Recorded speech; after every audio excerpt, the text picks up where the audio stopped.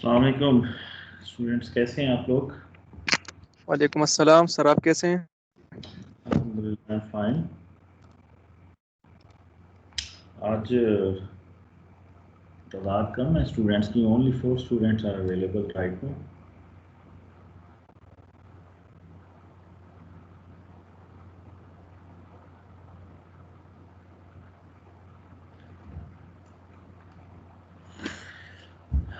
Anyway, I am going to start today's lecture, which is actually second part relevant to our previous talk, which we have started last week. The role of hydrological cycle in our climate system. So today we are going to discuss about stocks and fluxes on the land, which is actually a continent. And last time we already discussed about the stocks and fluxes of the atmosphere. So stock of fresh water over land is having distribution in soil moisture, in groundwater, or either it is available in lakes or rivers. While the fluxes or flow is in two types. Firstly is the evaporation, which includes transpiration, and second is the runoff. And the single most important stock relevant to the water is the soil moisture, which is really important. Soil moisture actually, why it is important? Because soil moisture actually controls energy partitioning through latent and sensible heat flux. As you are well familiar with these terms, latent and sensible heat flux.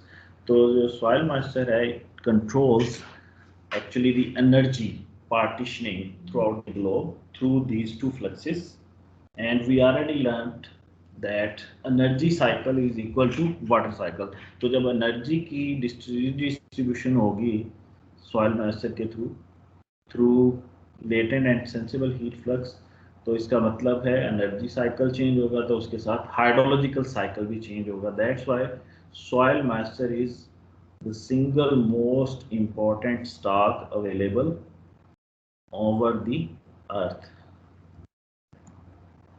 So soil moisture additionally controls runoff partitioning.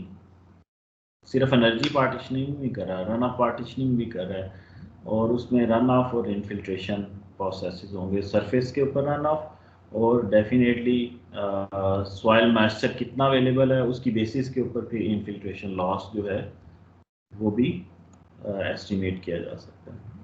इसके अलावा soil moisture, vegetation, evaporation processes are critical link between water and carbon cycles.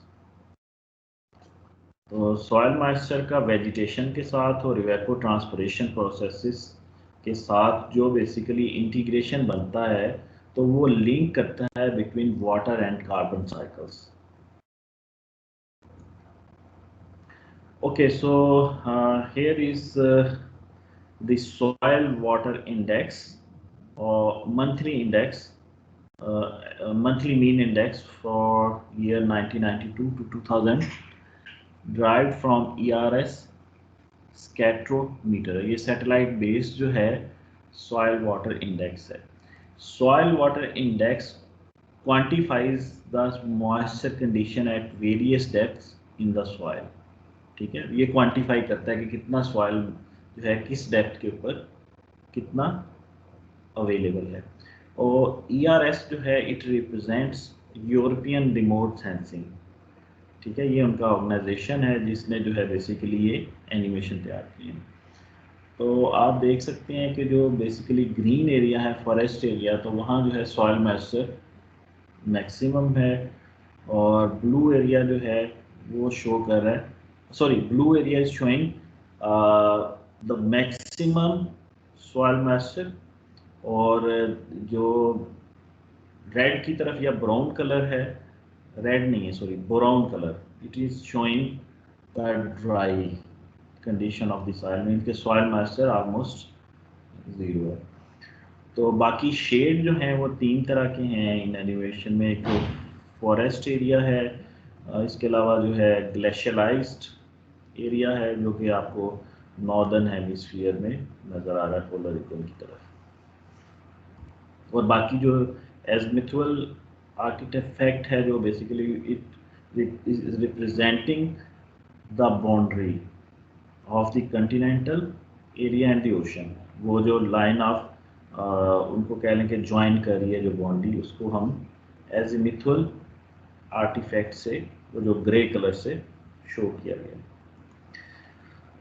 So regarding this soil moisture, because it is a very heterogeneous variable and varies on small scale with soil properties and drainage pattern, so that's why it is critically important, and it is mainly driven by the precipitation through the infiltration process. So soil moisture data we can extract from remote sensing as displayed in previous slide, ERS जो previous page था, European remote sensing satellite. In China and Russia from sampling, sample लिए जाते हैं और soil moisture determine की जाती है। जैसा कि ओवन ड्राई आपने एक मेथड पढ़ा होगा अंडर ग्रेजुएट में, ओवन ड्राई मेथड से जो है हम सॉइल मॉइस्चर जो है थ्रू ग्रेविटेशनल मेथड हम बता सकते हैं कितनी परसेंटेज है।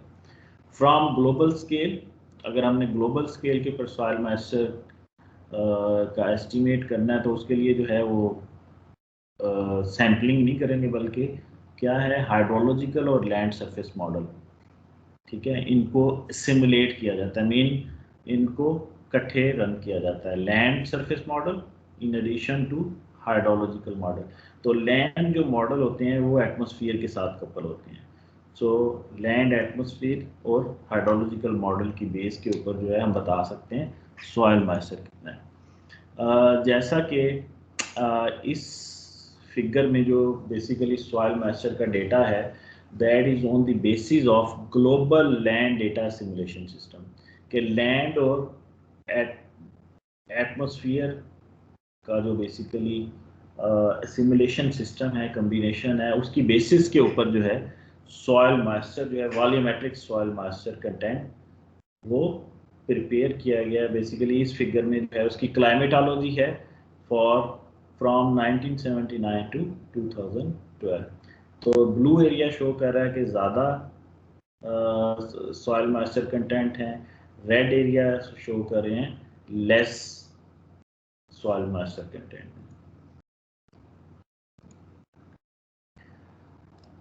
So this figure is showing the PDSI trends for different durations. First figure is showing a change of per 50 years during 1900 to 1949. Mid वाली जो है वो change per 50 years है during 1950 to 2002. And the last one figure, the lower figure, is showing the PDSI trend during 1950 to 2002 without changing the temperature। जो dt is equal to 0 लिखा हुआ है means without changing the temperature। और ऊपर वाली जो figure है जैसा कि मैंने बताया कि ये PDSI जो है ये इसको हम कहते हैं Palmer drought severity index, which uses readily available temperature and precipitation data to estimate relative dryness। PDSI जो है वो represent करता है relative dryness on the basis of readily available temperature and precipitation data। तो जो ऊपर वाली दो फिगर हैं उनमें टेम्परेचर भी चेंज हो रहा है और प्रेसिपिटेशन भी चेंज हो रहा है, उसकी बेसिस के ऊपर PDSI इंडेक्स है। जबकि नीचे वाली जो लोअर फिगर है उसमें PDSI जो ट्रेंड है that is only for the change in precipitation, because dt is equal to 0, temperature change नहीं हो रहा। तो Palmer drought index is based actually on the supply and demand model of the soil moisture.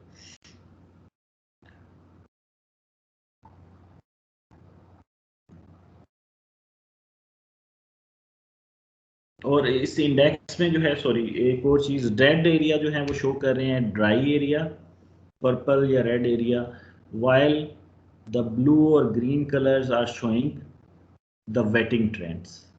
तो ये index जो है, global index जो है बनाया गया है, ये बेसिकली साइंटिस्ट का नाम जो था पाल्मर था, उसी की बेसिस के ऊपर इसको हम पाल्मर ड्राउट सीवियरिटी इंडेक्स करते हैं. So the figure on the left hand side is showing the smooth time series of percentage of total land area within 60 degree south to 75 degree north. उस area के अंदर percentage जो है of very dry का मतलब है इस in figure के लिए कि जिसका PDSI जो है लेस देन -3 है, वो थिन लाइंस हैं, while for very wet PDSI is greater than 3 जो कि मीडियम लाइंस हैं. And third lines are thickest lines at the top. तो लोअर जो दो वाली लाइन है जो वेट एरिया वाली, sorry the mid very dry वाली जो है वो मिड वाली लाइन है, जहाँ ड्राई एरिया लिखा गया है. एक सॉलिड लाइन है, एक डैश लाइन है. वो दोनों लाइन जो है PDSI लेस देन -3 के लिए है. जो लोअर वाली वेट एरिया के लिए लाइन है सॉलिड और उसके साथ dotted line, that is for PDSI greater than 3. और ऊपर वाली जो लाइन है ड्राई प्लस वेट वाली, ठीक है, ये थिकेस्ट लाइन है at the top. Means if we combine both dry and wet area, तो क्या परसेंटेज एरिया होगा, राइट? तो वेट एरिया जो है, अगर हम देखें जो नीचे वाली लाइंस हैं सॉलिड और उसके साथ डॉटेड लाइन, तो wet area stay similar almost from 1950 onward up to 2000, while for dry area for both condition, जिसमें सॉलिड लाइन है डैश लाइन, सॉलिड लाइन जो है वो रिप्रेजेंट कर रही है कि उसमें चेंज इन प्रेसिपिटेशन भी है, चेंज इन टेम्परेचर भी है for PDSI index. While the dash line, तीनों डैश लाइन के लिए जो है वो ओनली जो है प्रेसिपिटेशन चेंज हो रही है, टेम्परेचर चेंज नहीं है. तो ड्राई एरियाज के लिए अगर हम देखें, there is an increasing trend for both the solid and dash line. किस ड्राई एरिया जो है उसका ट्रेंड जो है वो शो कर रहा है कि वो इंक्रीज हो रहे हैं. वेट एरिया जो है वो ऑलमोस्ट सेम है. वाइल फ्रॉम 1972, अगर हम 1970 से ऑनवर्ड देखें तो ड्राई प्लस वेट एरियाज वो जो है इंक्रीज हो रहे हैं फ्रॉम 20% to 38%. तो the main reason is because of increase in dry area.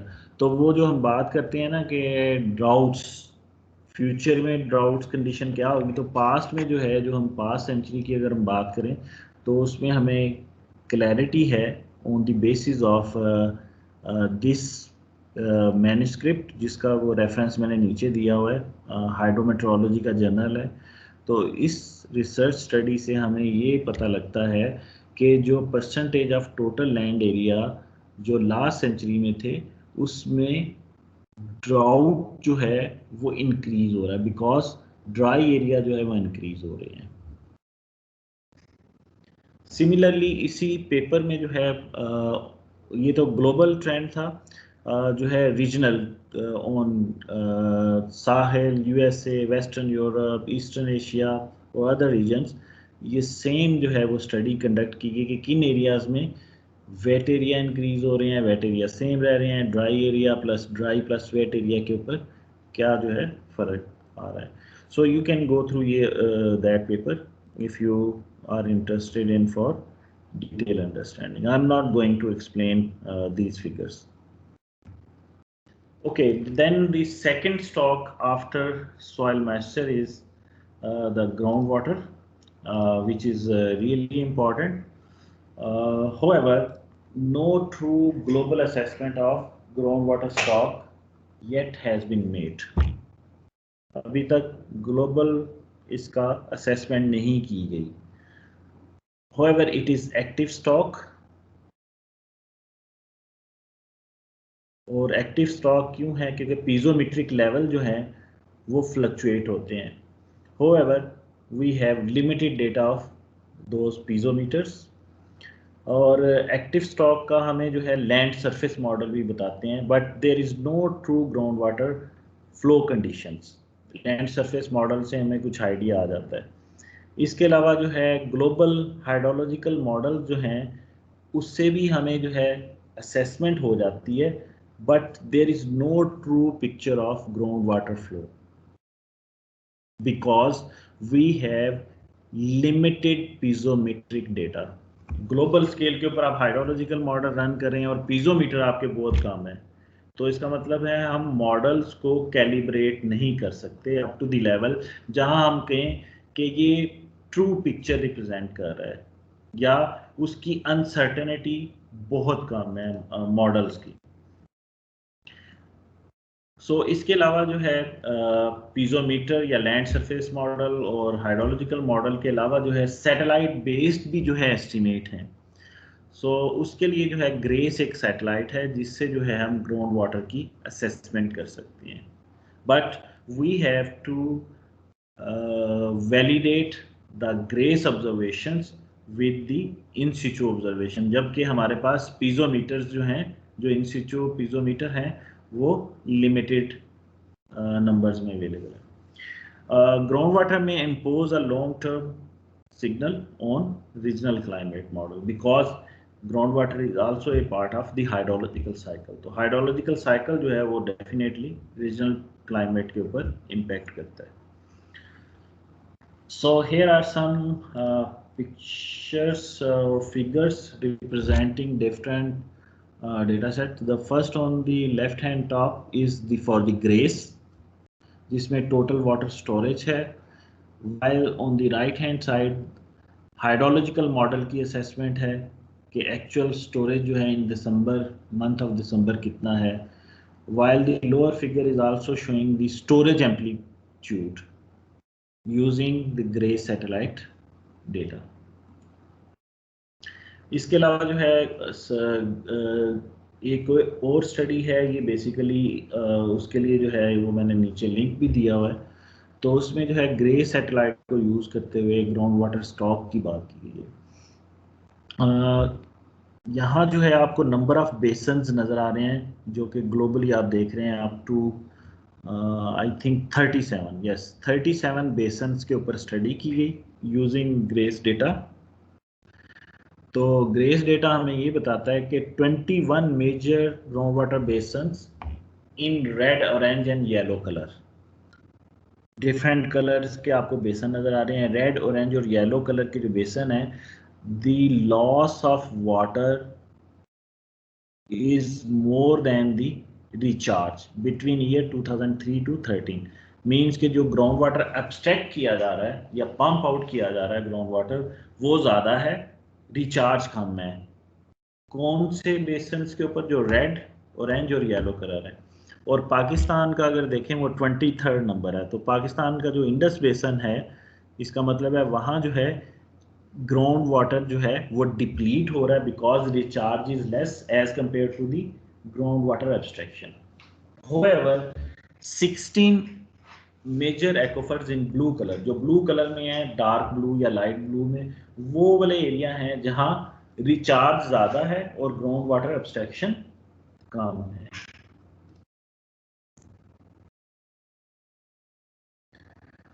So this figure is representing long-term average groundwater depth, which is in meter below the ground surface।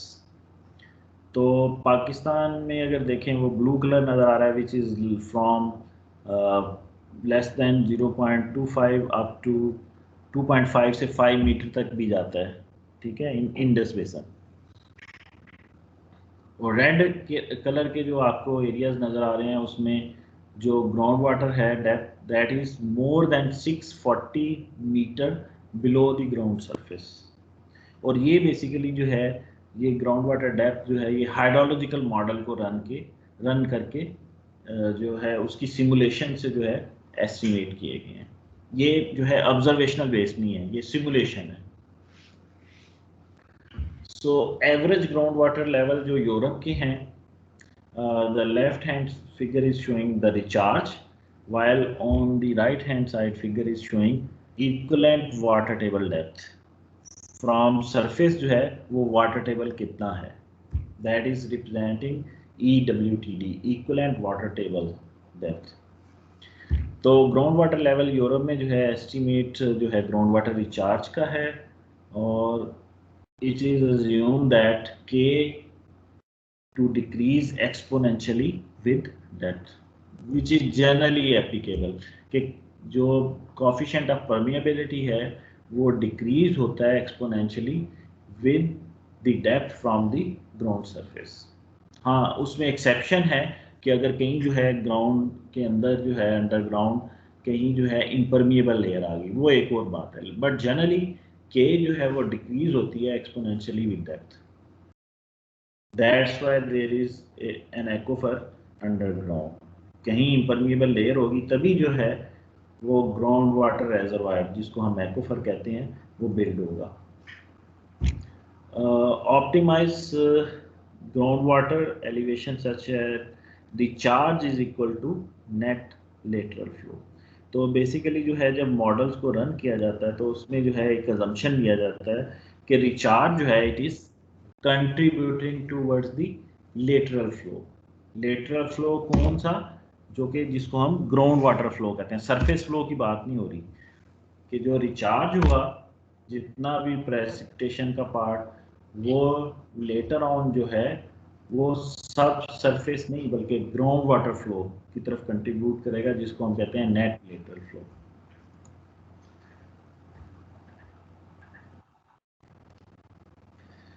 So this figure is showing the global water table depth, equilibrium water table depth for year 2013, जो कि एक previous figure थी वो भी मैंने बताई थी, एक और ईयर की है। वेन एटल जो है ये बेसिकली साइंटिस्ट है जिसने ये पेपर में जो है एनालिसिस किए हुए हैं। Excuse me. So here are three figures. The first top on the left hand side is representing simulated average groundwater recharge, कि groundwater recharge कितना हो रहा है। ब्लू कलर शो कर हाईएस्ट रिचार्ज, और येलो कलर जो है या ब्राउन कलर जो है वो शो कर रहा है लोएस्ट रिचार्ज। तो पाकिस्तान का अगर इंडस बेसन देखें तो वो बेसिकली मीडियम से इंडस बेसन में आपको नज़र आ रहा है कोई ग्रीन कलर भी नज़र आ रहा है, तो इसका मतलब है मीडियम रिचार्ज है। But on the southern side जो कि बलूचिस्तान का एरिया है, तो बलूचिस्तान के एरिया में वेरी लेस जो है वो रिचार्ज है। While the figure on the right top is showing the total ground water abstraction, के ग्राउंड वाटर पंपेज कितनी हो रही है। तो रिचार्ज पाकिस्तान में कम है, लेकिन ग्राउंड वाटर पंपेज देखें अगर आप, जो रेड नहीं बल्कि डार्क जो रेड कलर है वो पाकिस्तान के ऊपर है, ठीक है। तो पाकिस्तान में जो है डिप्लीशन की एक रीजन के ग्राउंड वाटर एब्स्ट्रैक्शन बहुत ज़्यादा हो रही है और रिचार्ज जो है कंपैरेटिवली कम है। और अगर डिफरेंस देखें ए माइनस बी माइनस ए, तो वो नीचे वाली फिगर है which is showing ground water depletion for the year 2000। ये 2000 का ईयर का एनालिसिस है। तो 2000 में मैक्सिमम जो डिप्लीशन है all over the globe, it is our Pakistan, which is an alarming situation, ठीक है। तो पाकिस्तान में ग्राउंड वाटर, क्योंकि ग्राउंड वाटर के लॉज नहीं है कोई, उसके लिए जो है रेगुलेशंस नहीं है, कोई किसी किस्म के गवर्निंग पॉलिसीज नहीं है, लोग जो है बेतरक होकर जो है बस ग्राउंड वाटर एब्स्ट्रैक्ट करते जा रहे हैं, जिसकी वजह से डिप्लीशन जो है आहिस्ता आहिस्ता बढ़ती जा रही है। ये 2000 की है। होवेवर फॉर ईयर 2010, ये 2010 में देखें तो वो डिप्लीशन और इंक्रीज होगी। इवन वो जो है इंडिया के नॉर्थ वेस्टर्न साइड के ऊपर भी डिप्लीशन जो है वो मैक्सिमम नजर आ रही है।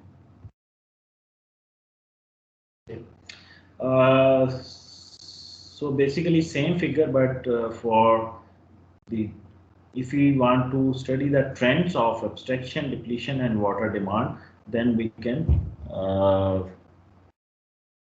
analyze from this figure. ये 1960 से 2000 का ट्रेंड है। The red colour line is showing ground water demand, कि डिमांड ज़्यादा है, लेकिन जो उससे नीचे वाली ग्रीन वाली लाइन है ये शो करिए ground water abstraction, while the lower one, the orange color line is showing ground water depletion। तो ग्राउंड वाटर एब्स्ट्रैक्शन भी बढ़ रही है, डिमांड भी बढ़ रही है, और साथ साथ डिप्लीशन भी बढ़ रही है।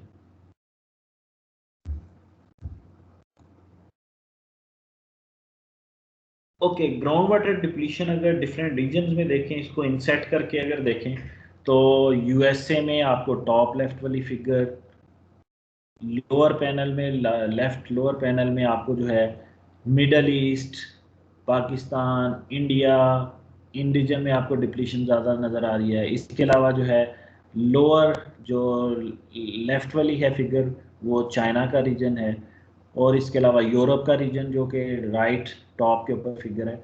तो ऑलमोस्ट बड़े बड़े कॉन्टिनेंट के ऊपर, जिसमें यूएसए है, एशियन रीजन है, साउथ एशियन रीजन है, या मिडल ईस्ट के कंट्रीज हैं, वहाँ ग्राउंड वाटर डिप्लीशन कंपैरेटिवली ज़्यादा नज़र आ रही है फॉर ईयर 2000। ये 2000 की बात है, 20 ईयर्स अगो। बट रिसेंटली अगर आप देखें तो ग्राउंड वाटर डिप्लीशन ज़्यादा होगी, डेफिनेटली ज़्यादा होगी। Okay, so let's talk about the flux. The first flux, after we discussed two important stocks, जिसमें हमने soil moisture discuss किया है, ground water discuss किया है, another the flux, the more important flux is evaporation, which includes evapotranspiration. So through transpiration there is a return of latent heat to the atmosphere। जब latent heat release होगी atmosphere में, इसका मतलब है energy cycle disturb होगा। जब energy cycle distribute होगा तो हाइड्रोलॉजिकल साइकिल के ऊपर भी इम्पैक्ट होगा उसका। So that's why evapotranspiration is important.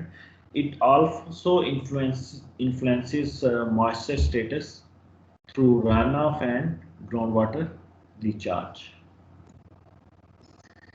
Okay, so this figure is showing the surface energy balance and evaporation on open water। अगर वाटर सरफेस है, लेक की बात कर लें, ओशन की बात कर लें, तो एनर्जी बैलेंस जो है और एवेपोरेशन में क्या लिंक होगा। तो आप लोगों को ये आइडिया है कि net radiation Rn is equal to sensible heat flux which is H plus lambda E which is latent heat flux plus G which is ground water, जो बेसिकली ग्राउंड वाटर में एनर्जी एब्जॉर्ब होती है, absorption of energy in ground. तो net radiation जो है वो 3 फ्लक्सिस का जो है वो सम होता है, जिसमें सेंसिबल, लेटेंट और ग्राउंड फ्लक्स है। अगर हम सन की बात करें, सन से जो है शॉर्ट वेव रेडिएशन जो है वाटर बॉडी तक आएगी, but before reaching the sun solar energy, उसकी 2 तरह की जो हैं वो पार्ट्स होते हैं उस एनर्जी के, एक डायरेक्ट रेडिएशन है और एक डिफ्यूज रेडिएशन है। डायरेक्ट रेडिएशन सन की वो वाली रेडिएशन है जो कि डायरेक्टली जो है सन से वाटर बॉडी तक पहुंच रही है, और डिफ्यूज रेडिएशन जो है उसकी रीज़न है कि अगर क्लाउड्स हैं on the way of the solar radiation, तो क्या होगा, सन की जो है एनर्जी जो है वो डिफ्यूज हो जाएगी, स्कैटर हो जाएगी। However, after scattering or diffusion of the solar energy, कुछ शॉर्ट वेव रेडिएशन, जिसको हम डिफ्यूज शॉर्ट वेव रेडिएशन कहते हैं, वो भी जो है वाटर बॉडी तक पहुंचेगी।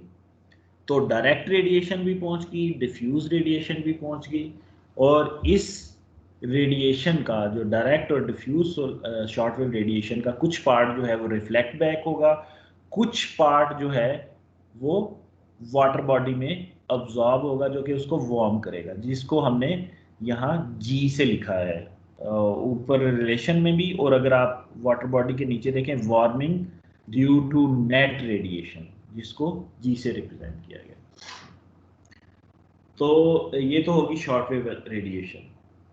But after absorption of the short wave radiation in the water body, कुछ जो है लॉन्ग वेव रेडिएशन जो है वो एमिट होती है from the water body. Long wave radiation emit हुई, अगर ऊपर क्लाउड है, क्लाउड में लॉन्ग वेव रेडिएशन कुछ अब्जॉर्ब होगी, और कुछ जो लॉन्ग वेव रेडिएशन जो क्लाउड में अब्जॉर्ब होगी वो दोबारा जो है नीचे की तरफ आएगी वाटर बॉडी की तरफ, क्योंकि क्लाउड जो है will act as a barrier in escaping the long wave radiation. तो वो लॉन्ग वेव रेडिएशन अब्जॉर्ब होने के बाद उसका कुछ पार्ट जो है नीचे की तरफ वाटर बॉडी की तरफ आ गया। तो in addition to direct and diffuse short wave radiation, जो एमिटेड लॉन्ग वेव रेडिएशन जो कि नीचे की तरफ आई है वाटर बॉडी की तरफ, वो भी जो है वार्म करेगी वाटर को। ओके, तो जब वाटर वार्म होगा तो इसका मतलब है वाटर का टेम्परेचर हो रहा है, एटमॉस्फेयर में टेम्परेचर हो रहा है। Due to the temperature difference of the atmosphere and the water body, there is a sensible heat flux, जिसको H से रिप्रेजेंट किया गया है from the surface of water body. और इसके अलावा वार्मिंग की वजह से कुछ वाटर मॉलिक्यूल जो हैं वो एस्केप होंगे वाटर बॉडी से, जिसको हम इवेपोरेशन लॉस कहते हैं। तो वो जब इवेपोरेट होंगे, वाटर वेपर ऊपर जाएंगे, तो वाटर वेपर जो है अपने साथ लेटेंट हीट ट्रांसपोर्ट करेंगे। जब वो लेटेंट हीट ट्रांसपोर्ट करेंगे, जब वो कूल हो जाएंगे water vapour through condensation process, तो कंडेंसेशन प्रोसेस के बाद वो लेटेंट हीट जो है रिलीज होगी एटमॉस्फेयर में। So that is the surface energy balance on A water body. और जो वाटर वेपर जो है एस्केप होंगे वाटर बॉडी से, वो कूल करेंगे वाटर बॉडी के टेम्परेचर को। जी, कोई क्वेश्चन करना चाह रहा था? सर एक सवाल था सर मेरा।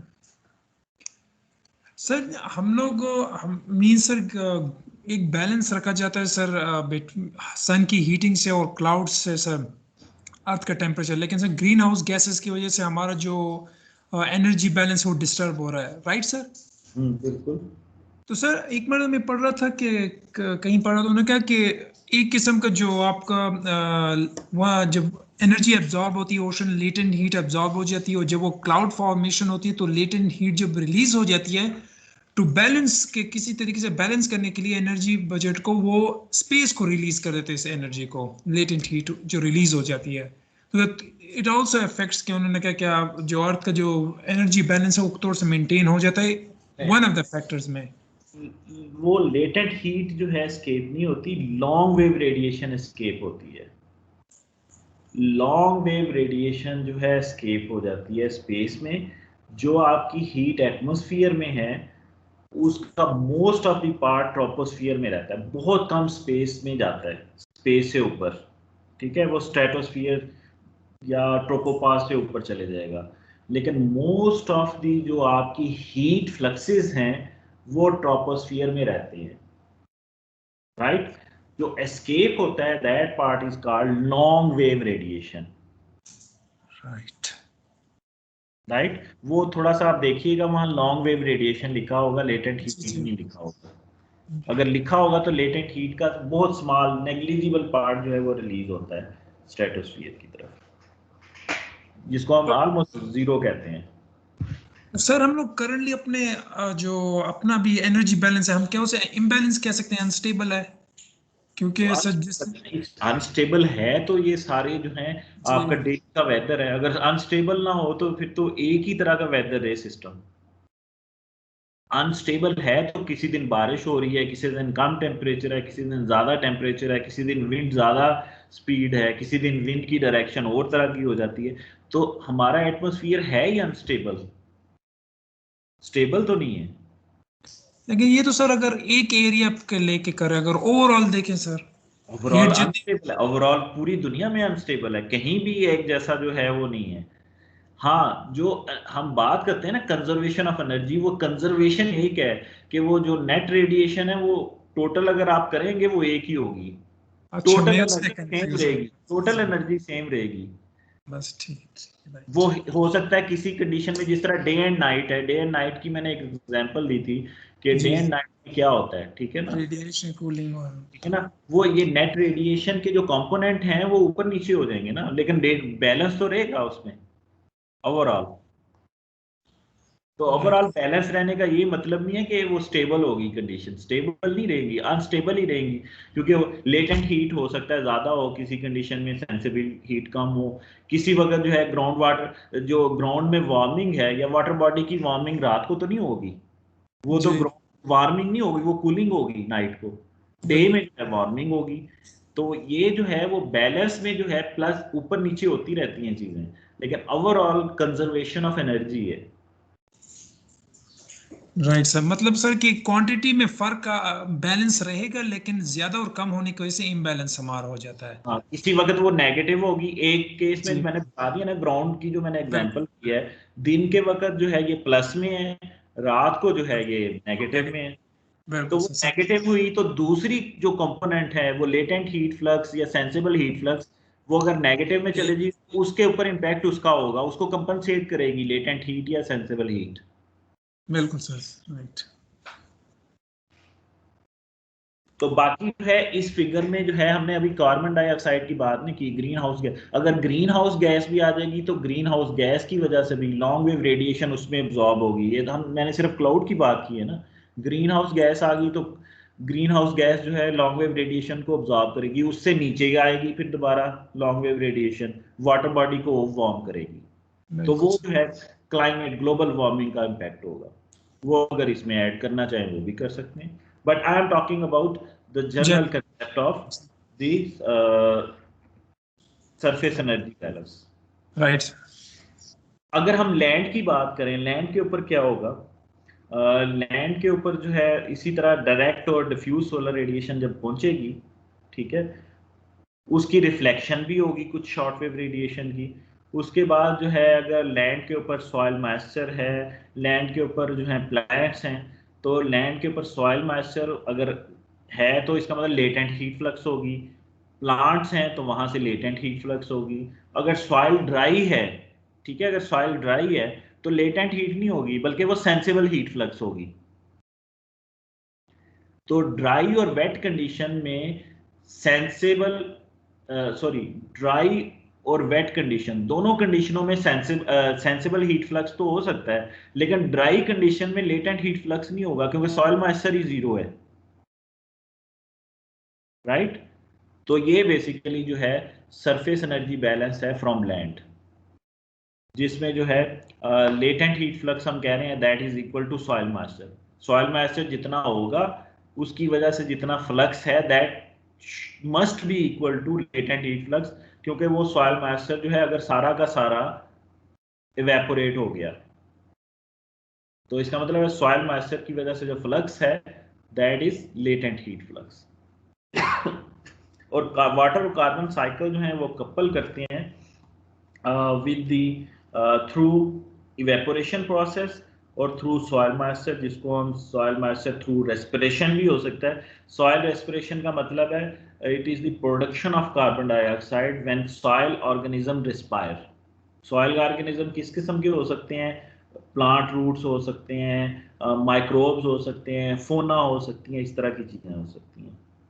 तो उस प्रोसेस से भी जो है कार्बन डाइऑक्साइड प्रोड्यूस होता है। जब कार्बन डाइऑक्साइड प्रोड्यूस होगा इसका मतलब कार्बन साइकिल डिस्टर्ब हो रहा है, जब कार्बन साइकिल डिस्टर्ब हो रहा है इसका मतलब वाटर साइकिल भी डिस्टर्ब होगा। So everything is interconnected, but there is a conservation of energy and conservation of water, ठीक है। वो वाटर की फॉर्म जो है वो वाटर वेपर भी हो सकता है, प्रेसिपिटेशन भी हो सकती है, सरफेस रन ऑफ भी हो सकता है, सॉइल मॉइस्चर भी हो सकता है, ग्राउंड वाटर भी है, राइट। तो कंजर्वेशन ऑफ मैस है, कंजर्वेशन ऑफ मैस में जो है वो एनर्जी का भी है और कंजर्वेशन ऑफ मैस में जो है वो वाटर का मैस भी है, सॉरी, कंजर्वेशन ऑफ मैस जो है उसमें वाटर की क्वांटिटी है, कंजर्वेशन ऑफ एनर्जी में जो एनर्जी के कंपोनेंट्स हैं उसमें मैस के कंपोनेंट नहीं है, हम एनर्जी को मैस में रिप्रेजेंट नहीं करते। Okay, so this figure is showing the evapotranspiration, our forest, mixed vegetation and pasture land. Pasture land mean grassy land है. तो आप देख रहे हैं जो फॉरेस्ट एरिया है उसमें से इट्स ऑब्वियस कि evapotranspiration ज़्यादा होगी. मिक्स वेजिटेशन में जो है वो ऑलमोस्ट मीडियम में, और ग्रास के ऊपर जो ग्रास, क्योंकि ग्रास जो है उससे ट्रांसपिरेशन लॉस भी कम होता है, क्योंकि एक तो ग्रास की हाइट भी कंपैरेटिवली उसकी ग्रोथ या उसका कह लें कि जो साइज है as compare to the mix vegetation या फॉरेस्ट जो है वो कम होता है, तो इसीलिए इवेपोट्रांसपिरेशन भी जो है ग्रास से कम है, जो कि नीचे वाले आपको ब्लैक डॉट्स नजर आ रहे हैं. So a linear relationship between rainfall and evaporation for catchments that receive up to 500 millimeter of rainfall in a year. Linear relationship होता है जनरली. ये जांग ने स्टडी किया था 2001 में, तो उसकी कंक्लूजन थी almost linear relationship between rainfall and evaporation, यानी कि जितनी रेन है उतना नहीं, linear relationship. Sorry, 1 to 1 relation का मतलब है लीनियर, कि जितनी रेन हुई वो सारा का सारा इवेपोरेशन हो गया उन कैचमेंट्स के लिए जहां पे रेनफॉल 500 मिलीमीटर तक है in a year. However a symptotic relationship driven by evaporative demand, not by water, for catchment receiving rainfall more than 500 millimeter. तो जिन कैचमेंट्स के ऊपर 500 मिलीमीटर से भी ज़्यादा रेन होती है वहाँ लिनियर नहीं रहता, बल्कि एसिम्प्टोटिक रिलेशनशिप, जो कि आपको ये ऊपर नज़र आ रहे हैं दो जो बेसिकली ट्रेंड्स शो किए गए हैं, कर्वीलिनियर ट्रेंड्स.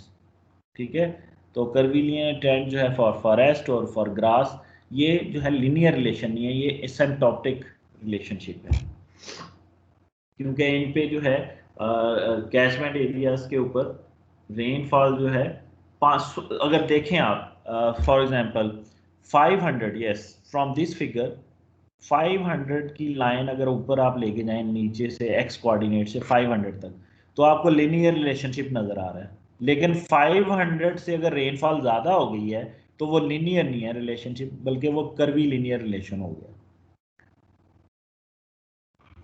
तो ये बेसिकली स्टडी का कंक्लूजन था. The difference between forest and grassland originate in high interception loss of forest. कि फॉरेस्ट जो है इवेपोट्रांसपिरेशन क्यों ज़्यादा होती है, इट्स ऑब्वियस कि फॉरेस्ट कैनोपी के ऊपर इंटरसेप्शन लॉस ज़्यादा है. और इंटरसेप्शन लॉस कहाँ जाता है? Any answer? हाइड्रोलॉजी में हमने पढ़ा था इंटरसेप्शन होने के बाद वो लॉस कहाँ जाता है वाटर का? Evaporation, yes. तो इसीलिए जो है वो डिफरेंस है ग्रासलैंड की क्योंकि इंटरसेप्शन कम है तो इवेपोरेशन कम है, इवेपोट्रांसपिरेशन कम है. While over the forest canopy के ऊपर इंटरसेप्शन ज़्यादा होगी, ट्रांसपिरेशन नीड भी हो सकता है उनकी ज़्यादा हो, लेकिन जो इंटरसेप्टेड वाटर है प्रेसिपिटेशन का पार्ट वो इवेपोरेट हो जाएगा. लिटिल ग्लोबल ऑब्जर्वेशन, इंफॉर्मेशन और ऑब्जर्वेशन. हमारे पास जो है ग्लोबली इवेपोट्रांसपिरेशन के ऊपर बहुत ज़्यादा ऑब्जर्वेशंस अवेलेबल नहीं है. होएवर बहुत सारे साइंटिस्ट ने, जैसा कि ये नासा का एक प्रोडक्ट है लैंड सरफेस मॉडल रीएनालिसिस, उन्होंने एनुअल टोटल प्रेसिपिटेशन जो है वो एस्टिमेट की है ग्लोबली. इसके अलावा जो है जापान का अर्थ सिमुलेटर है जिसमें एक प्रोडक्ट है उनका GPV which represents evaporation all over the globe. Okay, then next flux is runoff after evaporation. So runoff, regarding runoff जो है फ्रैकेटे जो है इसका 2002 में एक बड़ी फेमस स्टडी थी जिसमें इसने land surface model, reanalysis, climate data और उसके साथ जो कैलिब्रेशन जो है वो रन ऑफ की थ्रू ऑब्जर्वेशन की, और इसने ई कैलकुलेट किया फ्रॉम हाइड्रोलॉजिकल मॉडल. तो ये बेसिकली अगर आप देखें एक काम नहीं उसने किया, उसने लैंड सरफेस मॉडल को भी रन किया, रीएनालिसिस क्लाइमेट डेटा. रीएनालिसिस क्लाइमेट डेटा ये है कि ऑब्जर्वेशनल बेस्ड जितने भी सैटेलाइट इंस्टीट्यूट डेटा उसने कलेक्ट करने के बाद ग्लोबल सर्कुलेशन मॉडल को रन किया। जब ग्लोबल सर्कुलेशन मॉडल को रन किया, उसकी आउटपुट को उसने कहा ये री एनालिसिस है। तो री एनालिसिस प्रोडक्ट ऐसे प्रोडक्ट होते हैं जो कि observational base global circulation model को रन करने के बाद हम आउटपुट लेते हैं, उसको हम री एनालिसिस कहते हैं। तो इसने जो है लैंड सरफेस मॉडल, री एनालिसिस, हाइड्रोलॉजिकल मॉडल और उसके बाद कैलिब्रेशन इसने की रन ऑफ ऑब्जर्वेशन की। उसकी बेसिस के ऊपर जो है इसने रन ऑफ की कुछ फिगर दी विच आर रियली इंपॉर्टेंट। इसके अलावा जो है रन ऑफ जो है हम डायरेक्टली जो है री एनालिसिस प्रोडक्ट से भी ले सकते हैं। तो री एनालिसिस जो प्रोडक्ट्स होते हैं उसमें प्रेसिपिटेशन भी होती है और इवेपोरेशन भी होती है। अगर हम मोटा मोटा देखना चाहे रन ऑफ कितना है, तो इवेपोट्रांसपिरेशन को या इवेपोरेशन को प्रेसिपिटेशन से सब्ट्रैक्ट करने तो हमारे पास the remaining part is run off. अगर आपको याद हो, सिंपल सा मॉडल हमने फर्स्ट लेक्चर जो था हाइड्रोलॉजी का, उसमें हमने एक मॉडल लिखा था जिसमें रन ऑफ हमने कहा था run off is equal to precipitation minus evaporation. तो ये उस सिंपल मॉडल की बेस के ऊपर भी जो है हम रन ऑफ एस्टिमेट कर सकते हैं यूजिंग री analysis data. Yearly run of from global model, ये बेसिकली एक साइंटिस्ट ने वर्क किया था ग्लोबली। और ग्लोबल मॉडल जो है हाइड्रोलॉजिकल मॉडल रन करने के बाद जितना आपको डार्क ब्लू कलर नजर आ रहा है, इसका मतलब है उन एरियाज में रन ऑफ ज़्यादा है। जितना लाइट ब्लू कलर है उधर रन ऑफ कम है। तो ये तो फिगर में उसने रिप्रेजेंट किया, बट इसके जो है पीछे बैकअप में टेबल्स भी हैं कि कितना कितना रन ऑफ की स्ट्रीम में है। अगर हम इम्पोर्टेंस देखें लार्ज रिवर्स की, the world largest 50 largest reverse accounts for 57 of global discharge. जो 50 बड़े दरिया हैं उसमें 57% ऑफ ग्लोबल डिस्चार्ज है। However their drainage area is only 43%। जो उसका कैचमेंट एरिया है 50 लार्जेस्ट रिवर्स का, वो 43% है ग्लोबल एरिया का। और इसमें जो है of drained area, this excludes glaciers and deserts area.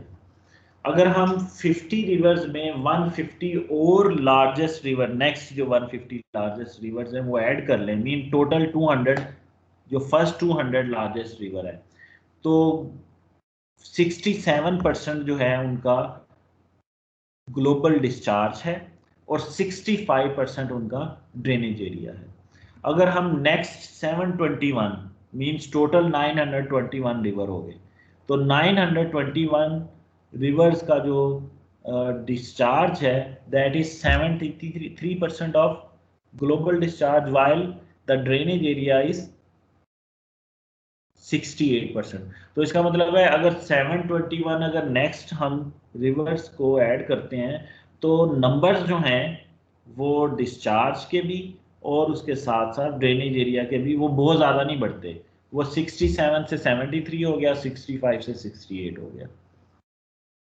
तो इसका मतलब है इम्पैक्ट जो है जो ग्लोबल डिस्चार्ज का है वो फर्स्ट जो 200 लार्जेस्ट रिवर्स हैं उनका इम्पैक्ट जो है रन ऑफ कंट्रीब्यूशन में बहुत ज़्यादा है।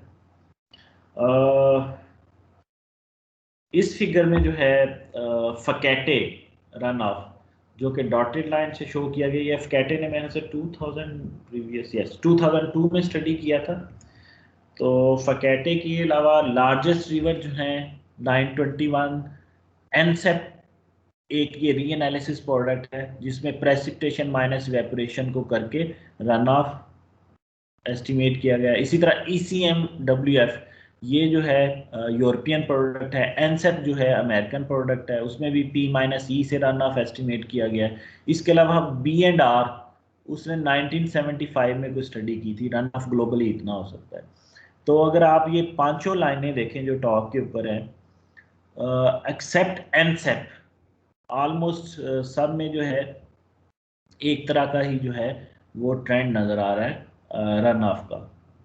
और टोटल डिस्चार्ज जो है ये बेसिकली टोटल डिस्चार्ज जो है ये SV पर डिग्री लैटिट्यूड में जो है शो किया गया। SV जो है it is a unit of discharge जो कि रिप्रेजेंट करता है 10⁻⁶ क्यूमिक। Of discharge. तो इंडिविजुअली जो है इन मॉडल्स को जो है इनसेट भी किया गया largest 921 rivers up to ECMF P-E, वो जो है 40 डिग्री साउथ से 80 डिग्री नॉर्थ तक कि कितना जो है हर लैटिट्यूड के ऊपर कितना जो है डिस्चार्ज अवेलेबल है। तो ये बेसिकली जो है एक डाई एंड ट्रेंड बर्थ का एक पेपर है जहाँ से ये मैंने फिगर ली है।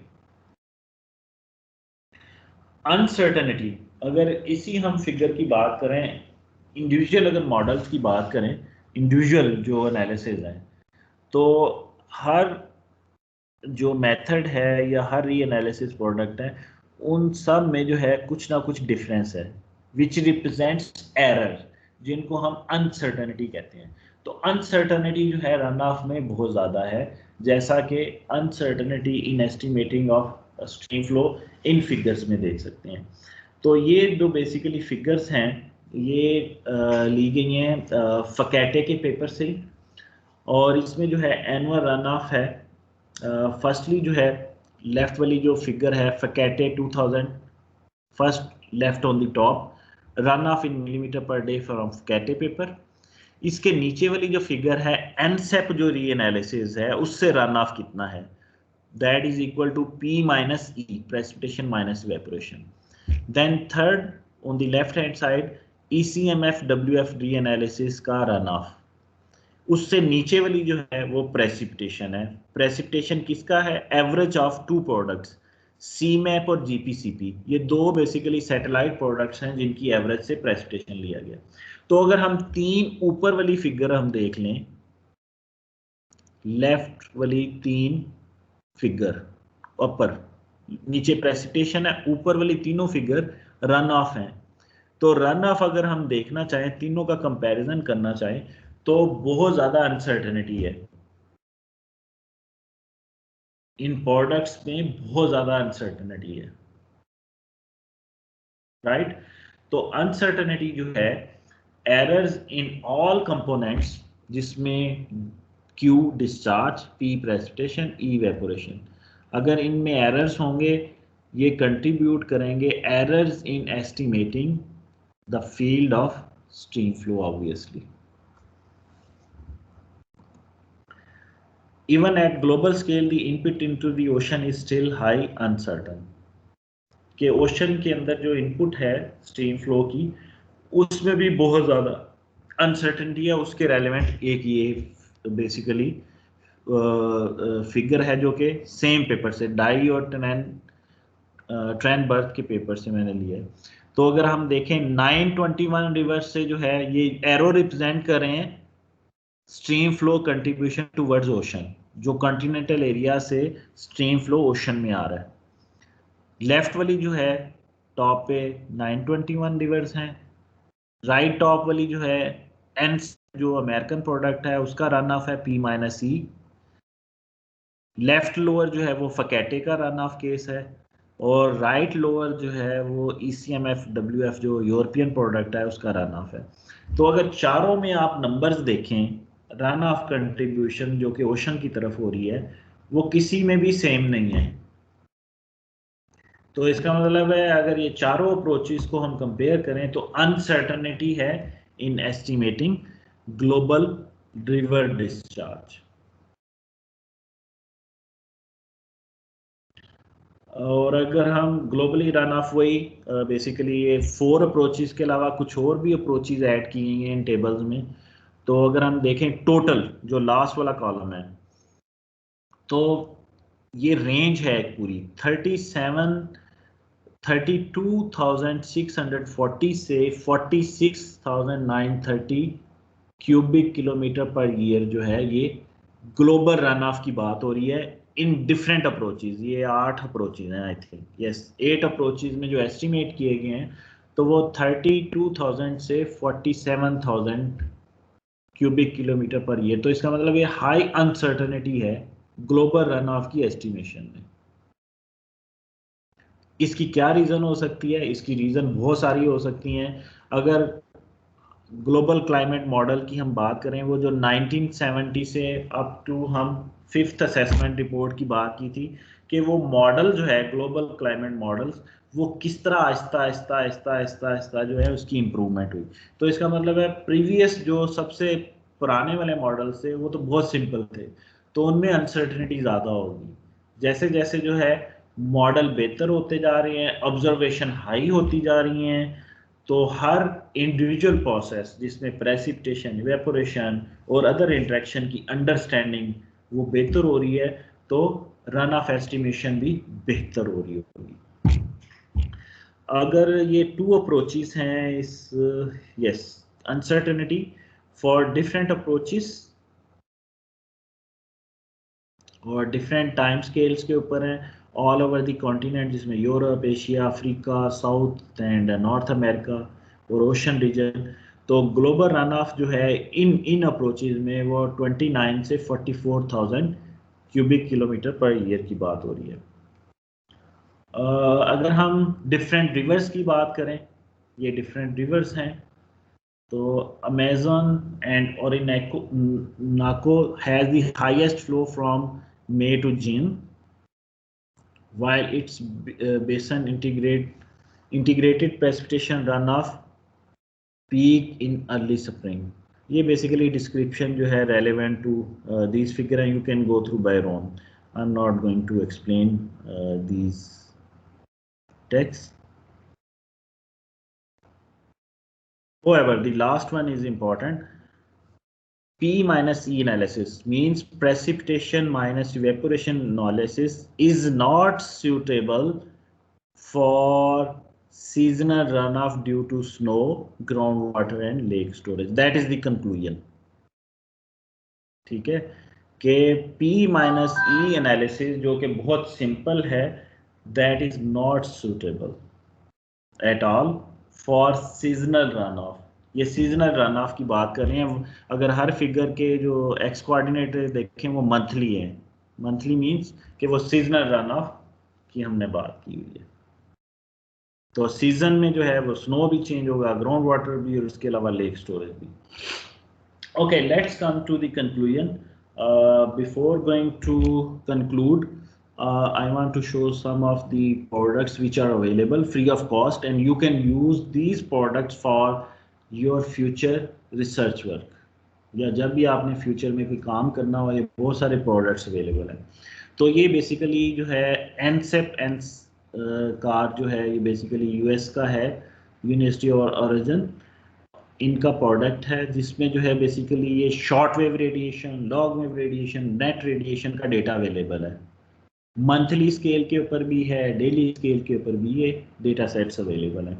We can use these products for our improvement of our understanding, for analysis land surface model भी आप रन कर सकते हैं, हाइड्रोलॉजिकल मॉडल जिनके साथ कपल हो लैंड सरफेस स्कीम उनको भी रन किया जा सकता है, तो वहाँ इनफ्लक्सिस की ज़रूरत है। In addition to these information we do also need sensible heat flux, net radiation, latent heat flux, storage change जो कि जी है। तो ये प्रोडक्ट्स हमारे पास अवेलेबल हैं। ये मैं सिर्फ एनसेप की बात कर रहा हूँ। There are number of reanalysis products available all over the globe. ये सिर्फ अमेरिकन एक प्रोडक्ट की मैं बात कर रहा हूँ। But we need to carefully use these products after carefully evaluating their accuracy assessment. कि कुछ ना कुछ जो ऑब्जर्वेशन हमारे पास हैं, उन ऑब्जर्वेशन से अगर हम कंपेयर कर लें, फिर इन प्रोडक्ट्स को हम इजीली यूज़ कर सकते हैं। इसके अलावा जो है प्रेसिपिटेशन का भी जो है प्रोडक्ट्स अवेलेबल हैं। P माइनस ई, प्रेसिपिटेशन माइनस वेपोरेशन के भी, सॉइल मॉइस्चर के भी, रन ऑफ के भी प्रोडक्ट्स अवेलेबल हैं। एनसेप के प्रोडक्ट्स को हम अपने एनालिसिस के लिए यूज़ कर सकते हैं। एनसेप के अलावा जो है मैंने यूरोपियन का बता दिया, ECMFWF, हार्डले सेंटर का भी है प्रोडक्ट। JRA जो है बड़ा फेमस है, जापान का री एनालिसिस प्रोडक्ट है। तो इन प्रोडक्ट्स को हम यूज़ कर सकते हैं इजीली, बिकॉज ये प्रोडक्ट्स जो हैं ऑब्जर्वेशनल बेस्ड जो सर्कुलेशन मॉडल है उनके आउटपुट है। ऑब्जर्वेशनल बेस्ड मीन कि जो आपका इंस्टीट्यूट डेटा है, सैटेलाइट डेटा है, उनकी बेसिस के ऊपर इन सर्कुलेशन मॉडल को रन किया जाता है। हर 6 आवर के बाद या 3 आवर के बाद, what ever is the available of observation, वो मॉडल की आउटपुट के साथ कंपेयर किए जाते हैं, मॉडल को करेक्ट किया जाता है उसकी आउटपुट को, फिर मॉडल को नेक्स्ट 6 आवर के लिए रन किया जाता है, and so on for next 6 hour, जिसको हम कहते हैं सिमुलेशन प्रोसेस, डेटा सिमुलेशन। तो जब सर्कुलेशन मॉडल में डेटा सिमुलेशन प्रोसेस होगा तो उनके प्रोडक्ट्स भी जो हैं वो कंपैरेटिवली बेहतर होते हैं। इसलिए इन प्रोडक्ट्स को जो है हम वैलिडेशन के लिए भी यूज कर सकते हैं, after removing the bias, after removing the uncertainty, after removing the errors. So let's conclude this part, the hydrological cycle in climate system. So as you learned, water is makes the planet habitable, and it is greenhouse gas number 1, which is having positive feedback, negative feedback nahi hai iska. And water cycle is equal to energy cycle, it's obvious as you learn. And water stored means soil moisture on land influences energy and water proportioning.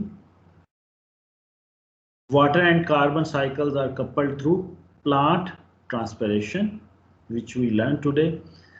So dependence of nature, food and humans on water, it's obvious. तो हमारे लिए critical important है water, not only for humans, ecosystem, whole ecosystem के लिए water की dependency है, sorry water के ऊपर डिपेंडेंट है। So it means land use अगर हम चेंज करेंगे, लैंड यूज चेंज किया तो हमने क्या किया, एनर्जी बजट को डिस्टर्ब किया। जब एनर्जी साइकिल डिस्टर्ब हो गया तो इसका मतलब है हाइड्रोलॉजिकल साइकिल डिस्टर्ब हो गया। तो हाइड्रोलॉजिकल साइकिल डिस्टर्ब होगा तो हमारा क्लाइमेट सिस्टम जो है वो भी डिस्टर्ब होगा। So that's all about my today's talk. If you have any question you can ask me. जी स्टूडेंट्स, एनी क्वेश्चन?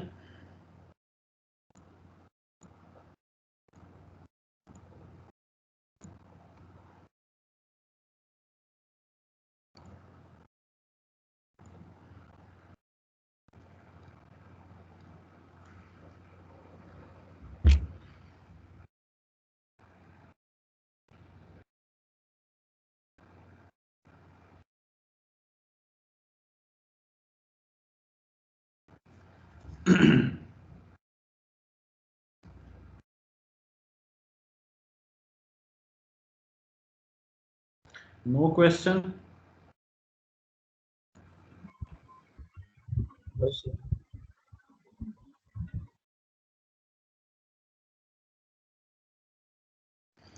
ओके, ज़रक आपका एक क्वेश्चन था, आपने मुझे एक पोस्ट किया था। जी जी सर। नंबर आपने क्वेश्चन किया था मुझे, व्हाट आई रिमेम्बर, कि आपने कहा था कि जो है ना वो पाकिस्तान और इंडिया और बांग्लादेश के ऊपर लो प्रेशर क्यों रहता है? Yes, around the world high pressure होता है सर, और यहाँ पे सो अगर मैं बहुत स्ट्रेट फॉरवर्ड इसका आंसर करूं, it is not easy to answer at all this question. ठीक है, राइट। उसकी बहुत सारी रीजंस हैं। अगर मैं इसको एक्सप्लेन करूंगा तो वो पूरा एक, जब तक आप डायनामिकल मेट्रोलॉजी का कोर्स नहीं पढ़ेंगे आपकी अंडरस्टैंडिंग डेवलप नहीं होगी, राइट? यस मैं सर, व्हाट जी सर क्विकली एक हाइपोथेसिस आपके सामने रखता हूँ ऑन द जी बेसिस ऑफ योर अंडरस्टैंडिंग, जो बेसिकली अभी आपकी है। दो लैंड सरफेस हैं। एक लैंड सरफेस जो है हम कहते हैं कि वो जो है ड्राई है, उसके ऊपर किसी किस्म का सॉइल मॉइस्चर भी अवेलेबल नहीं है, राइट? जी और बिल्कुल ड्राई सरफेस है, और नियर बाई उसके मैं कहता हूँ वाटर बॉडी है। ठीक है, जी तो वाटर बॉडी है तो इसका मतलब वहां जो है अनलिमिटेड वाटर है, जस्ट लाइक हम कोस्टल एरिया की बात कर लेते हैं। जी सर। तो कोस्टल एरिया में क्या होता है, दिन और रात को क्या होता है? सर डाइट्स भी होते हैं और डिफरेंट भी होते हैं हवा किस तरफ से किस तरफ चलती है, कोई आइडिया दें जरा मुझे अपनी सर। अंडरस्टैंडिंग। और दिन को सर जमीन से ओशन से जमीन की तरफ, और रात को सर जमीन से ओशन की तरफ। क्योंकि सर लैंड दिन के दिन जल्दी गर्म हो जाते तो एयर राइज अप करते और ओशन की तरफ से पानी हवा आती है सर। राइट। एंड रात को सर क्योंकि ओशन लैंड जल्दी कूल होता है सर, हैवी, और वो रिवर्स हो जाता है। ठीक है, बिल्कुल आपने ठीक कहा। अब यही चीज़ जो है इसको थोड़ा सा रीजनल स्केल के ऊपर ले जाएं। पाकिस्तान में आपको पता है डेजर्ट्स भी हैं, इंडिया जी में सर। भी हैं, हैं? Yes sir. अब उसके अराउंड जो है बहुत बड़ा इरिगेशन सिस्टम है हमारा, पूरा यस एग्रीकल्चर सिस्टम है। इसका मतलब है वाटर अवेलेबल है उधर इवेपोरेशन के लिए, यस प्लस ओशन भी है सराउंड में, ऐसे ही है। बिल्कुल तो सर। दिन क्या होता है, दिन को जो है जब लैंड सरफेस गर्म होती है डेजर्ट्स रीजन की स्पेशली, मैं अब थोड़ा सा जो है ना वो बड़े स्केल में डेली की बात नहीं करूंगा, मैं जो है क्या लेकिन मंथली स्केल की या 15 डेज स्केल की बात करूंगा। मई या जून में जब बहुत ज़्यादा वार्मिंग होती है ना इन डेजर्ट्स के ऊपर, तो जब वार्म एयर लिफ्ट करती है ना तो वहाँ लो प्रेशर डेवलप होता है। ठीक है, जब अब एयर नीचे वाली ऊपर चले गई तो क्या होगा, वहाँ लो प्रेशर आ जाएगा ना। जी सर। ठीक है, तो उस लो प्रेशर को कंपनसेट करने के लिए फिर हवाएं जो हैं इर्द गिर्द से चलती हैं, वो ओशन से भी आ सकती हैं या किसी और हाई प्रेशर एरिया से भी आ सकती हैं, ज़रूरी नहीं है ओशन से ही आए। तो आपको ये जो डस्ट, जो बेसिकली डस्ट स्टॉर्म्स होते हैं, वो डस्ट स्टॉर्म्स इसका मतलब है वो हाई प्रेशर एरिया जो है लैंड के ऊपर ही है, लो प्रेशर एरिया भी लैंड के ऊपर ही है। तो वो डस्ट स्टॉर्म जो है उसकी वजह से क्रिएट होंगे, हाई प्रेशर की वजह से हवा एक लैंड से आई, अगर फॉर एग्जांपल वहाँ बहुत ज़्यादा मट्टी है तो आपको डस्ट स्टॉर्म नज़र आएंगे, जो कि आपको फ्रीक्वेंटली मई जून में नज़र आ रहे होते हैं थ्रू आउट द पाकिस्तान, ऐसे ही है। जी, बिल्कुल सर। लेकिन यही डस्ट स्टॉर्म जो है बाद में जुलाई में अगस्त में डस्ट स्टॉर्म भी होते हैं।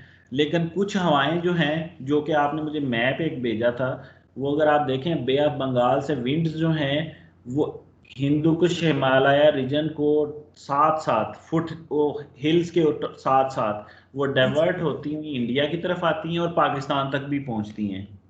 जी तो इतना लो प्रेशर जो है, कह लें कि एक्सट्रीमली लो प्रेशर होता है पाकिस्तान रीजन के ऊपर और इंडियन डेजर्ट्स रीजन की वजह से, डेजर्ट्स स्पेशली। और जो आपका जो कह लें कि ड्राई जो लैंड है वो भी डेजर्ट ही है बेसिकली। ठीक है, तो उसकी वजह से जो है उस लो प्रेशर को कंपनसेट करने के लिए जो बे ऑफ बंगाल से भी विंड्स आती हैं वो डाइवर्ट होकर पाकिस्तान इंडिया तक पहुंचती हैं, तो उस विंड के साथ मॉइस्चर भी तो आएगा। जब बे ऑफ बंगाल पे है ना, वहाँ वेपोरेशन बहुत ज्यादा हो रही है ओशन से, तो वो जो वो वाटर वेपर आता है वो डाइवर्ट होके, तो वो वाटर वेपर जैसे ही ओरोग्राफिकली लिफ्ट होता है वो क्या होगा, कंडेंसेशन। ये जी प्रोसेस हाइड्रोलॉजी में पढ़ा था। कंडेंसेशन होगी तो उसके बाद क्लाउड्स बनेंगे और रेन होगी। तो ये बेसिकली मोटी सी एक रीजन है जो कि पाकिस्तान के कंटेक्स्ट में है। अगर इसको बहुत छोटे स्केल्स के ऊपर देखें तो वो आंसर करना इतना आसान नहीं है। बड़े स्केल के ऊपर हाँ जी, वो जी बे ऑफ बंगाल से क्यों आ रही हैं, डायरेक्टली अरेबियन सी से क्यों आ रही हैं, वो मैं 5 मिनट में या 10 मिनट में या आधे घंटे में नहीं समझा सकता। वो पूरा एक डायनामिकल मेट्रोलॉजी का कोर्स है, जब तक वो नहीं पढ़ेंगे आपको अंडरस्टैंडिंग नहीं होगी कि कैसे जो है साउथ से, जो साउदर्न हेमिस्फीयर से इक्वेटर की तरफ आती हैं, फिर वो राइट वर्ड हो जाती हैं, पहले वेस्ट की तरफ जा रही होती हैं, जी इक्वेटर को क्रॉस करती हैं तो वो ईस्ट वर्ड चले जाती हैं। तो जी ये सर। पूरा एक कोर्स है, ये पूरा एक कोर्स है। ठीक है, तो वो मैं आंसर नहीं कर सकता एक लेक्चर में या कुछ मिनट्स में, सॉरी। जितना सर आपने पढ़ाया था सर उसके रिलेटेड, क्योंकि सर एक आइडिया बन रहा था सर कि सर जब वो दिखा रहे थे कि जो हेडली सर जो जाबंद सर रीजन जो हम लोग पढ़ते हैं कि जहाँ एयर राइज होता है वो it is not actually equator, क्योंकि वो आईटीसीजी जो आपको प्लेन है सर, रीजन है। तो सर ड्यूरिंग जो जब, क्योंकि वो कहते हैं कि आईटीसीजी ये वो होते हैं कि इट मूव्स डिपेंडिंग अपॉन जहाँ गर्मी ज्यादा होती है तो वहाँ लो प्रेशर बनता है, और यही वजह है कि जब सोलिस्टिस होता है ड्यूरिंग समर सोलिस्टिस, उसमें sir heat land over India Pakistan desert और आपने जो भी वजूहत, उसकी वजह से ज्यादा जल्दी लो प्रेशर बनता है, जिसकी वजह से आईटीसीजी और वहाँ वो चेंज। लो प्रेशर जल्दी भी बनता है और सस्टेन रहता है for longer duration of time. Time भी उसका देखें, गर्मियों का हमारा टाइम देखें, अप्रैल मई जून इन डेजर्ट्स के ऊपर अच्छी खासी गर्मी होती है, टेम्परेचर अच्छा होता है, ठीक है। और ये हम कह सकते हैं ना कि sir because it's one of the reason कि हमारा जो अर्थ साइकिल सोलिस्टिस में होता है, क्योंकि इक्विनॉक्स में सर ये नहीं हो सकता। बिल्कुल वो ऐसे। यहाँ हाई प्रेशर ही होगा, इसलिए ड्राई और कोल्ड एयर आपके उस वक्त में ड्राई एयर होती है आपकी, जो हमारे समर ऑटम और वो हो गया स्प्रिंग में। ठीक है, बिल्कुल सही कह रहे हैं आप। ये भी जी ठीक है, थोड़ी सी अंडरस्टैंडिंग होगी है लो प्रेशर की। जी जी सर, बिल्कुल बहुत हो गई सर अभी। इतनी इतनी काफी है, ठीक है। जी ज्यादा अगर आपने पढ़ना है तो मैं एक आपको बुक बता देता हूँ, एन इंट्रोडक्शन टू, एक minute, introduction to earth climate dynamics. An introduction to dynamical meteorology. Sir मेरे पास पड़ी होगी सर। ये बोल्टन की बुक है। इसको हम कहते हैं कि जो mother of atmospheric science metrology. जिसको ये समझ आ गई बुक, उसको बहुत सारी चीजों की समझ आ गई एटमॉस्फेयर की, कि हमारी लिमिटेशंस क्या हैं, कहाँ तक जा सकते हैं। राइट। तो इस बुक के जो है मैंने 10 चैप्टर्स जो हैं ड्यूरिंग पीएचडी मैंने खुद अंडरस्टैंड किए थे, और मैं अपने प्रोफेसर्स को 1 to 1 2 दफ़ा लेक्चर दिए हुए हैं। अपनी वहाँ जो हमारे लैब फेलो थे अंडर ग्रेजुएट के, मास्टर्स के, पीएचडी के, उनको भी 2 दफ़ा मैंने कोर्स ऑफर किया हुआ था। ये माशाल्लाह सर। 4 दफ़ा 5 दफ़ा मैंने पढ़ाने के बाद अभी तक भी जो है मेरी अंडरस्टैंडिंग बस आपकी तरह ही है, ठीक है। जी सर, मुझसे तो ज्यादा होगी सर, ऐसे ना कहें सर। तो ये इतना आसान काम नहीं है। तो 10 चैप्टर, और हर चैप्टर में जितनी भी इक्वेशंस हैं, उनकी ये नहीं कि इक्वेशन मैंने सिर्फ लिखी या देखी, उन इक्वेशंस को ड्राइव किया from basic equation. From basic law क्या है, कंजर्वेशन ऑफ लैब, मोमेंटम, एनर्जी, ठीक है, थर्मोडायनामिक इक्वेशन, जहां भी जरूरत थी उन इक्वेशंस की डेरिवेशन की, और हर इक्वेशन का जो पार्शियल डेरिवेटिव का पार्ट था उसको फिजिकली एक्सप्लेन और अंडरस्टैंड, कि ये अगर नेगेटिव टर्म हो जाए इसका क्या मतलब है, ये पॉजिटिव हो जाए तो इसका क्या मतलब है, तो कंजर्वेशन कैसे होगी। इस लेवल तक जो है अंडरस्टैंडिंग जो है वो मेरी बिल्ड की गई ड्यूरिंग माय पीएचडी। और इसमें जो है वो सबसे बड़ा हाथ जो है मेरे सुपरवाइजर से ज़्यादा जो है को सुपरवाइजर को जाता है, डॉक्टर किमोतो, जिसने दुनिया का सबसे फाइनेस्ट स्केल क्लाइमेट मॉडल बनाया हुआ है, ठीक है। फाइनेस्ट स्केल जो क्लाइमेट मॉडल है जापान का, डॉक्टर किमोतो की लैब में बना हुआ है। वो मेरा कमेटी मेंबर था, तो उसकी वजह से ये मैंने बुक पढ़ी। कोर्स जो था जापानीज में ऑफर होता था, तो मैं जापानीज लैंग्वेज आती नहीं थी, that's why I have to learn and understand myself. तो ये थोड़ी बहुत अंडरस्टैंडिंग वहां से हुई मेरी पीएचडी की, अदरवाइज बस ऐसे ही था। Okay, any other question?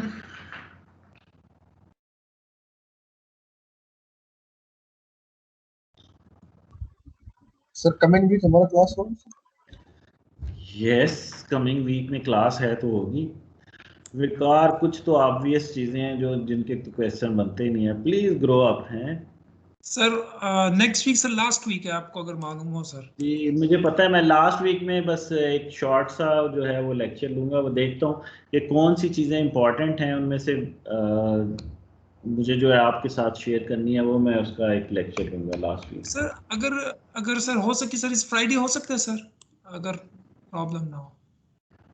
No, मैं छुट्टी पे जा रहा हूँ, लॉन्ग लीव पे जा रहा हूँ, 4-5 दिन में कुछ अब थोड़ा सा मैं रेस्ट करना चाह रहा हूँ।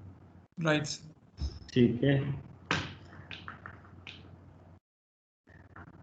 तो अपने आप को प्रिपेयर करें एग्जाम के लिए। होपफुली मेरे ख्याल से डेट शीट वगैरह होगी ये फाइनल, मुझे इस चीज़ का आइडिया नहीं है। सर 28 को स्टार्ट हो रहा है, 28 जून टू 2 जुलाई, ये मालूम है अब तक। चले, good luck for your exam. तो लास्ट जो लेक्चर है उसमें हम गपशप भी करेंगे, साथ लेक्चर भी लेंगे, ठीक है, कुछ डिस्कस भी करेंगे इंशाल्लाह। इंशाल्लाह सर। चलें, अपना ख्याल रखिएगा, तो नेक्स्ट वीक में मिलते हैं इंशाल्लाह। अल्लाह हाफिज़। ओके ओके, सर अल्लाह हाफिज़। एक सवाल जी जी सर, बोलें। हमारा 4th असाइनमेंट रहता है सर। वो मैंने पोस्ट कर दिया हुआ है 4th असाइनमेंट। अच्छा सर, मैं चेक करता हूँ। वो तो मैंने लास्ट वीक कर दिया हुआ है 4th। वही उसे रहेंगे जी सर, मैं ओके सर, मैं देखता हूँ।